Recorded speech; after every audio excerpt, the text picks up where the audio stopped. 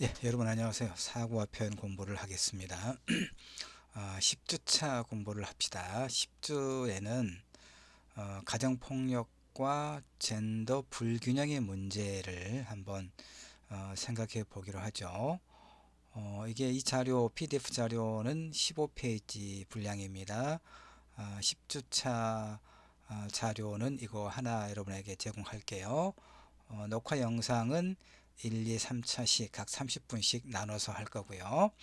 자, 가정폭력과 젠더 불균형의 문제. 아주 예민한 문제입니다. 아주 예민한 문제인데 우리가 다뤄야 할 그런 가치 있는 문제이기도 하지요. 그래서 꼼꼼하게 살펴보도록 합시다. 어, 지금 이제 우선 1차시입니다. 10주 1차시. 가정폭력의 유형을 보면 가정폭력이라고 하는 게 일어나서는 안 될, 있어서는 안 될 문제죠. 그런데 사실은 이런저런 자료를 확인하다 보면 대략 우리 가정의 절반 정도에서 가정폭력, 구체적으로는 이제 배우자에 의한 폭력이죠. 대체로 남성이죠. 남편에 의한 폭력. 아주 적은 비중으로는 10%가 안 되는 비율로 보면은 이제 힘이 센 이제 부인이 남편에게 가하는 폭력도 있습니다. 그걸 합해서 이제 가정폭력이라고 하죠. 가정 내에서 일어나는 폭력. 가정폭력은 이제 상대 배우자를 대상으로 하기도 하고, 또 이제 자녀들을 대상으로 하기도 합니다만은, 자녀들을 대상으로 한 폭력은 별도로 이제 아동학대, 아동폭력으로 이야기를 하니까 우리는 가정폭력에 초점을 맞추어서 살펴보도록 하죠. 가정폭력에는 크게 네 가지 유형이 있다 이렇게 이야기를 합니다. 우리가 가장 이제 잘 알고 있는 게 신체적 폭력이죠. 우리가 가정폭력 그러면 대체로 신체적 폭력을 이렇게 떠오르기 쉬워요. 폭행하고 또 감금하거나 신체를 억압하고 행동의 자유를 구속하는 것, 이걸 이제 신체적 폭력의 내용들이 돼요. 그 다음에 이제 신체적 폭력과 연결돼서 수반돼서 일어나는 폭력이 성적 폭력이죠. 그러니까 성적 자기결정권을 침해한다거나 부부 사이의 강간을 이제 우리 법도 인정하고 있죠. 그다음에 강제로 불임 및 낙태, 자녀에 대한 성적 학대, 정말 있어서는 안 될 일들이 왜 그렇게 일어나는지 정말 답답한 일이지요. 또 이렇게 연결되는 게 언어, 정서적 폭력이에요. 욕설, 폭언. 그러니까 신체적 폭력을 가할 때 욕설과 폭언이 수반되겠죠. 성적 폭력이 가해질 때. 그다음에 심리적으로 괴롭히거나 일부 관계를 이제 단절하는, 일거수일투족을 감시하는 이런 게 언어 그리고 정서적 폭력이다라고 이야기합니다. 다른 하나는 뭐냐면 이제 경제적 폭력이 있어요. 이거는 여러분이 아마 이 신체적 폭력과 성적 폭력 그리고 언어와 정서적 폭력은 여러분이 이해할 수 있겠지만, 경제적 폭력의 문제는 아마 따로 가정폭력 예방 교육을 받지 않은 경우는 좀 낯설게 생각될지도 모르겠어요. 그런데 이를테면 경제적 방임, 이를테면 뭐 남편이든 부인이든 생활비가 필요하잖아요. 생활비를 거의 주지 않는 거죠. 그 다음에 이제 경제활동을 통제하는 거, 이를테면 콩나물 서너 차 샀다 이렇게 가계부에 기록하게 하고, 왜 이렇게 많이 샀냐라고 시비를 건다거나 하는. 그 다음에 지출 목록 감시, 양육비 미지원, 양육비를 이제 이혼했을 경우에 그런 거죠. 양육비를 지급하지 않는 이런 경우도 굉장히 많이 있죠. 이런 걸 이제 경제적 폭력이라고 합니다. 이 크게 네 가지가 가정폭력의 유형으로 이를테면 되어 있어요. 자, 우리는 우리는 이제 아, 독립된 개체죠. 어, 독립된 개체입니다. 그러나 우리는 저홀로 살아가지 못하죠. 일단 우리는 누군가의 아들이나 딸로 시작하죠. 우리가 원했든 원하지 않았든, 아니 뭐 원하는 사람은 없겠죠.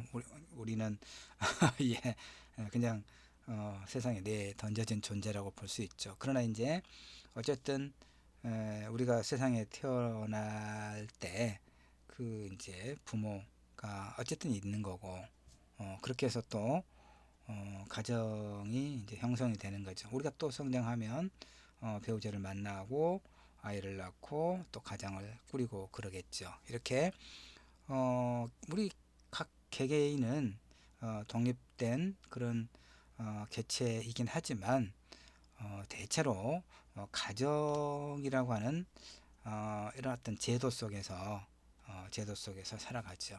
그러니까 개인에게 가정은 존재의 근거지다라고 말할 수가 있어요. 물론 우리 사회에서 이제 1인 가구가 이렇게 굉장히 증가하고 있어요.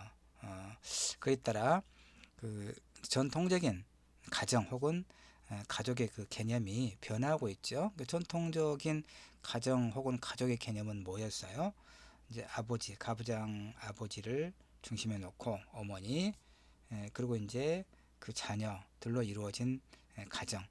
이제 조금 그 규모를 확장하면 그 위에 할아버지 할머니가 있고, 그다음에 이제 그 또 이렇게 에, 아버지 어머니가 있고, 그다음에 그 가족 그 형제들이 있고, 이렇게 연결되는 그런 어떤 전통적 가족 혹은 가정의 개념이 있었잖아요. 근데 이제 1인 가구가 증가하고, 그다음에 또 이혼 가정도 증가하고, 혹은 또 비혼 가정도 증가하고, 이런 다양한 어떤 가족 내지 가정의 형태가 많아짐에 따라서 많아지고 있죠. 그럼에도 불구하고 그 1인 가구원에게도 그가 만약 그와 관계 맺고 있는 모든 사회적 관계망과 완전하게 절연되어 있지 않는 한 가정은 존재의 근거지로 기능하고 있는 건 분명해요. 1인 가구도 마찬가지라는 얘기예요. 그 혹은 나는 운명적으로 연결된 누군가의 자녀로 이 세상에 존재하기 때문에 그래요. 이제 뭐 뭐 고아 여러 사정으로 뭐 보육원에서 자랐거나 그런 고아인 경우는 어떨까요?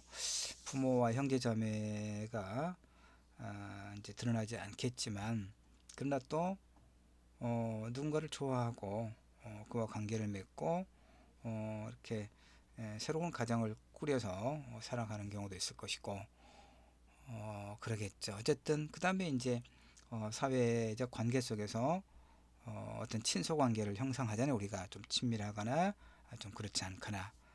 그래서 어쨌든 우리는 이제 뭐 이게 아리스토텔레스가 히랍의 철학자 2000년 전에 그렇게 이야기했죠. 인간은 사회적 동물이다, 또 정치적 동물이다. 그러니까 저걸로 살아갈 수 없다는 그런 의미에서. 그런데 이제 이게 이제 가정은 이렇게 어쨌든 개인에게 우리가 존재의 근거지란 말이에요. 어, 그런데 가정은 또 다른 측면에서 나라는 존재를 억압하는 제도죠. 그러니까 그건 왜냐하면 이제 좀 그 제대로 이제 좀 학문적으로 이야기하면 가정은 기존의 사회 질서가 강제하고 있는 규범의 식민지다.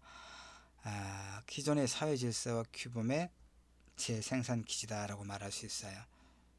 게다가 대부분의 가정은 국가 또는 사회가 그렇듯이 아버지의 세계죠. 가부장적 질서가 유지되는 그런 세계란 말이에요. 아버지는 질서와 규율, 곧 법의 대변자요, 수호자로 기능하죠. 서구도 크게 다르지 않아요. 그렇지만 한국 사회는 특히 오랜 기간 아버지로 표상되는 가부장제의 식민지였다라고 이야기할 수 있어요. 이거 이제 장점과 단점이 있지요. 아버지로 표상되는 아버지 그러면 어때요? 이미지가 좀 든든하잖아요. 한 가정의 울타리로서. 그 다음에 이제 뭐 어떤 경제 활동을 통해서 가족의 생활 가족이 생활할 수 있는 이제 경제활동 돈을 벌어오고, 물론 이제 요즘에는 이제 어머니도 그 여성들이 이제 고등교육을 받고 사회에 진출해서 나름의 이제 어떤 사회적 활동을 하고 그러니까 요즘에는 이제 부부가 같이 경제활동을 하는 경우가 굉장히 많죠. 그러다 보니까 이제 그 임신이 좀 늦어지고 임신과 출산이 늦어지고 또 육아가 이제 좀 어려워지는 그런 문제가 또 발생하기는 합니다. 그러나 어쨌든 이 가정 혹은 가족이라고 하는 것은 하나의 일종의 제도거든요. 그러니까 제도는 양면성이 있어요. 뭐냐면 하나는 이제 긍정적인 측면은 뭐냐면 우리가 가정 혹은 가족이라고 하는 게 우리가 외부에 이제 집 밖에 나가면 흔한 말로 이제 집 밖에 나가면 춥다, 뭐 시베리아다 이런 말도 있잖아요. 그러니까 집 밖에 나가면 이 가족처럼 누가 나를 존중하거나 인정하거나 떳떳하게 맞아주지 않죠. 대부분 늘 어떤 그 극심한 경쟁 관계 속에 있기 때문에 그래서 이제 밖에서 힘들고 지치고 또 이제 하여튼 힘든 하루를 보내고 집에 돌아왔을 때 가정은 그리고 가족은 나를 위로해 주는 따뜻한 하나의 안식처, 내적 충의를 기할 수 있는 그야말로 보금자리가 되는 거죠. 그런데 부정적인 측면이 뭡니까? 바로 그것 때문에 상처를 많이 받고 가족 구성원으로서의 주어진 어떤 역할을 감당해야 되기 때문에 상당히 어렵죠. 우리 학생들 같은 경우는 이제 중고등학교 시절에 성적에 대한 압박, 학교에서 공부를 잘해야 된다고 하는 그런 압박, 그 다음에 착한 소년 또는 소녀가 돼야 된다고 하는 그런 그 억압, 이런 것이 이제 가정 내에서 부모님에게서 이렇게 직접적으로나 간접적으로 부모님이 우리를 억압했던 하나의 그런 기제가 되는 거죠. 공부 잘해야 되고 착한 아이가 돼야 되고 그래서 자신의 역할을 잘 감당해내야 된다고 하는 그런 억압이 고등학교 때까지 있었죠. 이제 뭐 수능이든 뭐 수시든 하여튼 보고 대학에 온 상황에서는 어떻습니까? 이제 또 그에 걸맞는 어떤 역할을 감당해야 되겠죠. 앞으로 이제 취업도 하고 이런 그 또 성인에게 주어진 그런 책무를 가정 내에서 다 해야 되는 게 있죠. 이게 이제 그 제도로서 가족이 가지고 있는 어떤 긍정적인 측면, 내적 충실성, 그다음에 부정적인 측면, 억압한다는 거죠. 자, 그래서 어쨌든 뭐 이런 이제 상황이 있는데 바로 이런 사정으로 인해서 그동안 우리 사회에서 가정 폭력은 사적인 문제로 여겨진 측면이 많아요. 그러나 가정 폭력에 가부장 여기서 이제 가부장제가 좀 설명을 내가 해놨습니다. 각주를 통해서 가부장제는 문자로는 아버지 지배를 의미해 아버지의 지배. 그러나 오늘날에는 아버지의 지배를 넘어서 남편, 남자 상사, 대다수 사회기구와 정치 경제 영역에서 군림하는 남성의 지배를 가부장이다라고 이야기하죠. 자, 어쨌든 그 이제 가정이 갖고 있는 이러한 어떤 규율이랄까 이런 것 때문에 우리 사회에서 가정 폭력은 사적인 문제로 여겨졌죠. 그러나 가정 폭력의 결과는 어떻습니까? 가정 모두의 신체적, 정신적, 심리적 측면에 부정적 영향을 미치면서 가족의 공동체적 삶을 파괴하고 궁극적으로는 가정 해체에 심각한 원인이 되고 있죠. 뭐 나도 사실은 아주 그 어렸을 때 성장기에 이런 가정폭력의 피해자라고 할 수 있어요. 정말 정말 힘든 문제가 있죠. 가정폭력자 좀 더 엄밀하게 말하면 이게 이제 부부폭력이라고 하거든요. 친밀한 관계 폭력, 부부폭력에 대한 사회적 인식의 시작은 언제부터 했냐? 인권인식이 급격하게 성장한 20세기 중반부터라고 이야기할 수 있어요. 이 시기에 사회 전반적으로 시민권 운동이 확대되고 여성주의가 성장하고 또 아동 옹호 운동의 발전과 같은 이런 사회적 분위기 속에서 그동안 사적 영역의 문제로 인식되던 가정폭력의 문제가 점차 공적 개입이 필요한 사회 문제로 인식되기 시작한 거죠. 우리나라 역시 가정폭력에 대한 사회적 인식이 성장하는 데는 여성주의 역할이 상당히 컸어요. 최근에 지금 이제 뭐 총선은 아니고 뭐 서울시장과 부산시장 보궐선거 때 20대 남성이 이제 야당에 좀 더 많은 투표를 했다.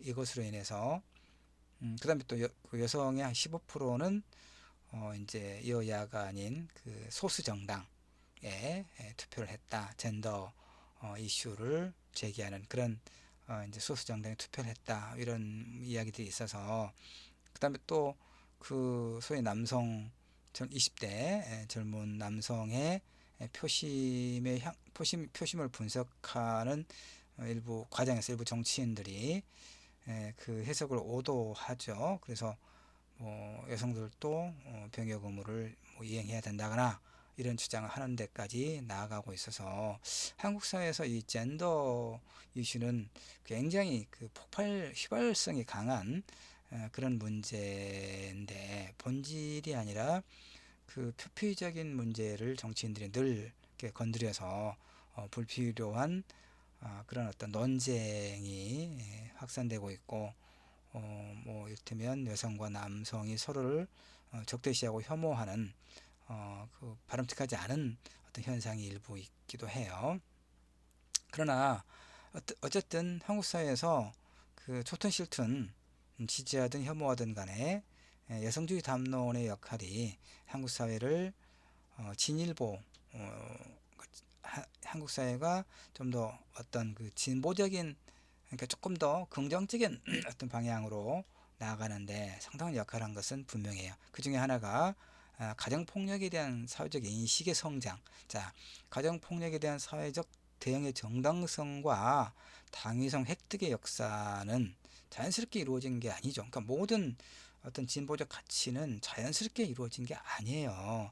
이를테면 한국 사회에서 표현의 자유 문제, 사상과 학문의 자유라고 하는 것이 최근에 이제 굉장히 오히려 그 역사를 왜곡하거나 그러니까 그동안에 이제 우리 사회에 어떤 합의를 뒤집으려고 하는 그런 세력 내지 그런 사람들이 오히려 학문과 사상의 자유, 표현의 자유를 강조하는 그런 그 역설적인 아이러닉한 상황을 보고 있어요. 근데 그 학문의 자유, 사상과 표현의 자유는 언제 가장 억압받았나요? 한국 사회에서?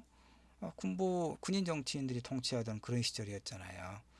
그러니까 그 시절에 이제 소위 민주화 운동을 하면서 감옥에 가거나 감옥에 간다는 얘기는요. 감옥에 가기 전에 수사기관에서 엄청나게 고문을 당하고 그런 어떤 인간성이 파괴되는 폭력을 오랫동안 감당한 다음에 이제 재판을 통해서 또 감옥살이를 하거든요.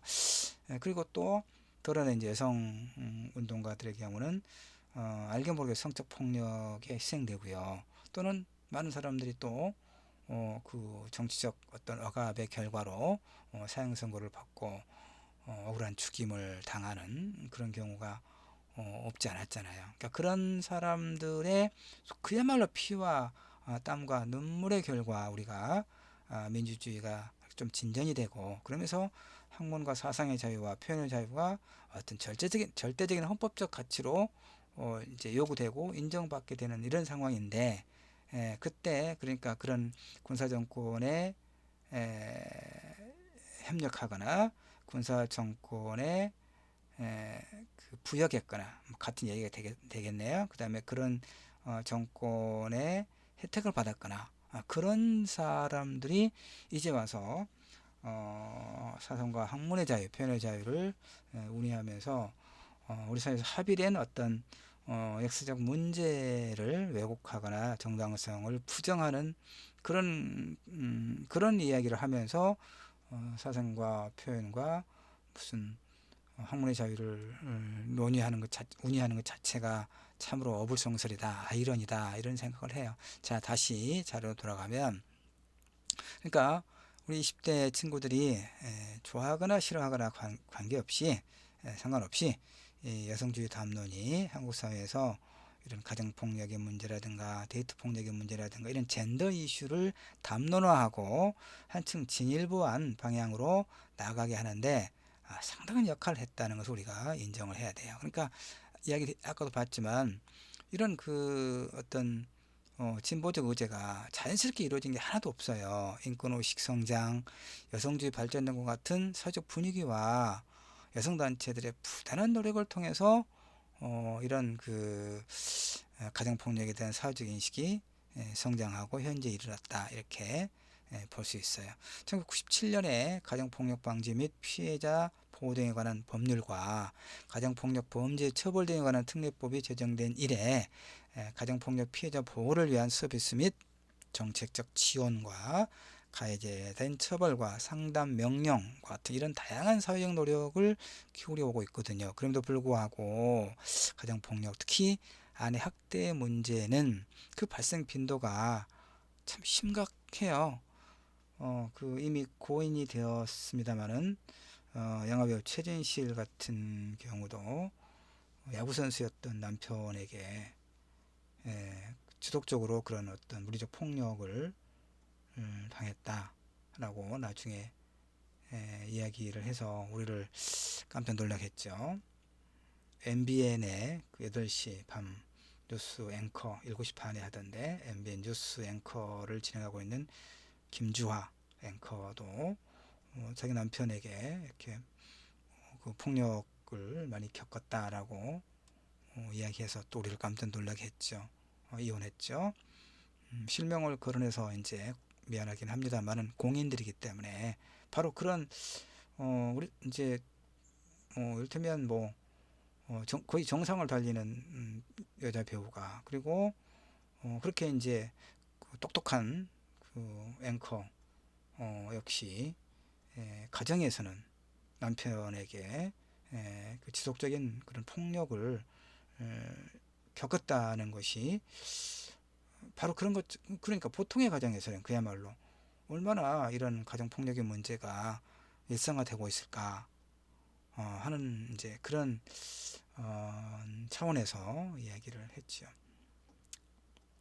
조금 다른 문제, 비슷한 문제이면서 다른 문제인데 그 여자 검사들이 실명을 내가 말하진 않겠습니다.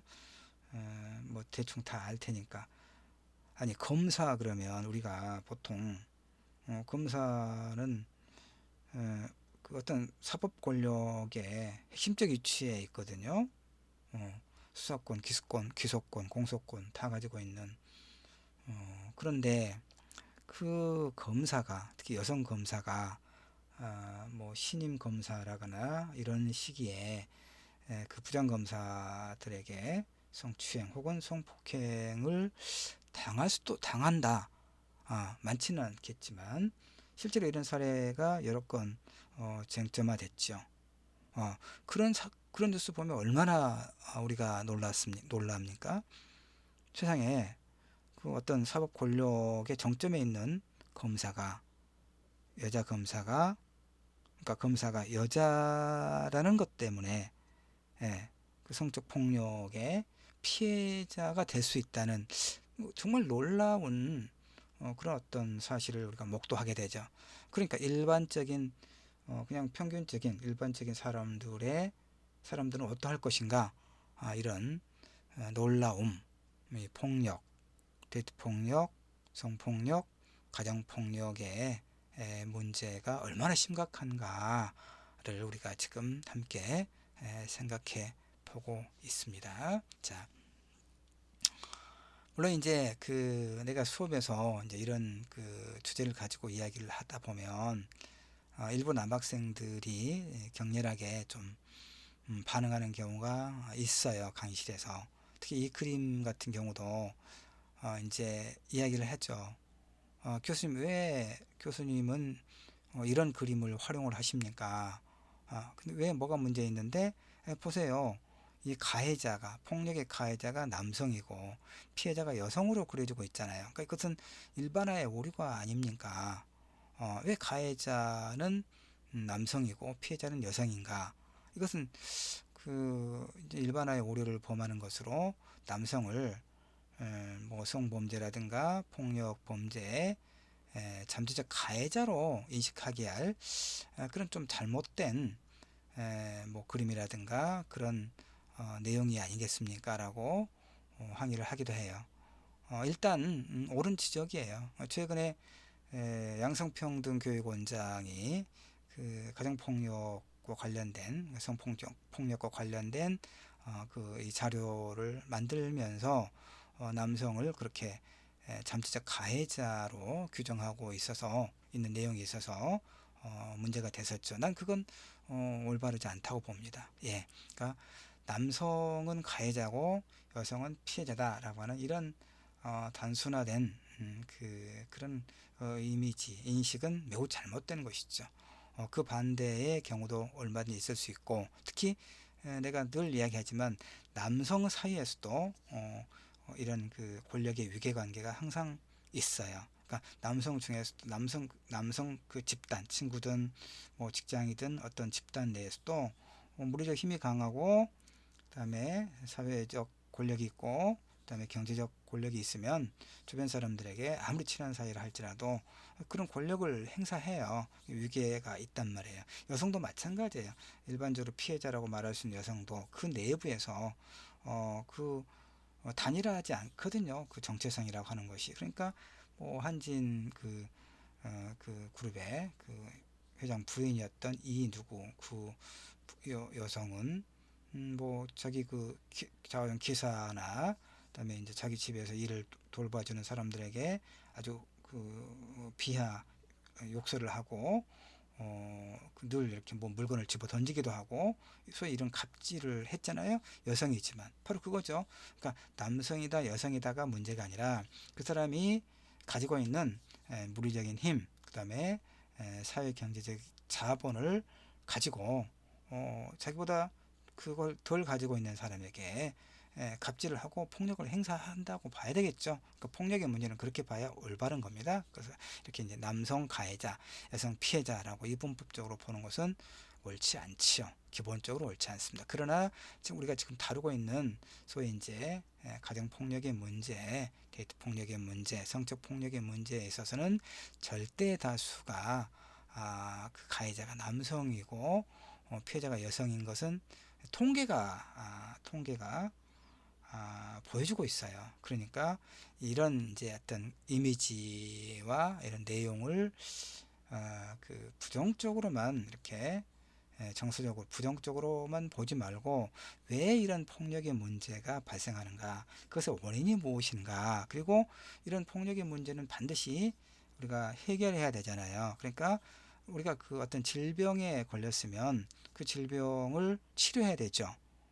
그러니까 질병을 치료하기 위해서는 그 질병의 원인이 무엇인가를 명확하게 규명을 해야 되잖아요. 그래서 그 원인을 제거했을 때 질병이 치유되고, 그래서 이제 건강한 삶이 가능한 것처럼 이 가정폭력의 문제, 데이트폭력의 문제, 성적폭력의 문제가 어디서 기인하는가를 정확하게 우리가 공부를 하고, 그래야 아주 쉽게 되지는 않겠지만 하여튼 이 질병의 원인을 우리가 알았을 때 그 질병을 치유하고 우리가 그야말로 행복하고 건강한 삶을 우리가 살아갈 수 있기 때문에 이런 공부를 한다라는 그런 자세가 필요해요.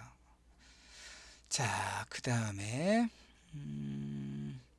여기 이제 그 하나만 내가 각주로 처리했던 설명을 살핀 다음에 1차 시는 끝내려고 하는데요. 여기 보면 이제 가정폭력, 특히 부부폭력의 문제가 무슨 얘기냐면, 우리가 보통 가정폭력이라고 하는데 미국도 그렇고 세계보건기구 등 이런 국제기구에서는 부부폭력을 친밀한 관계에서의 폭력으로 정리합니다. 그래서 이 글, 내 자료 역시 가정폭력을 부부폭력으로 한정해서 논의를 전개하고 있다, 이런 얘기입니다.